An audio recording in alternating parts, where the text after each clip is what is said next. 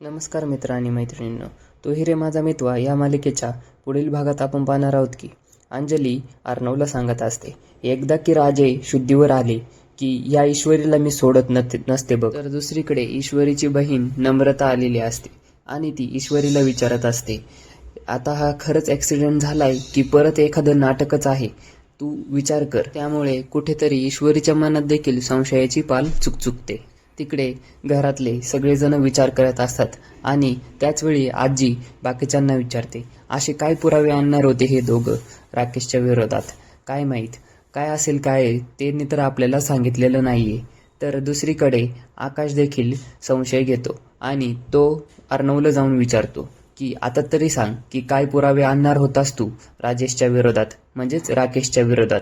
तर पुढे काय होणार हे पाहण्यासाठी आपल्या चॅनलला सबस्क्राईब करा आणि बेल आयकॉन दाबायला विसरू नका. धन्यवाद.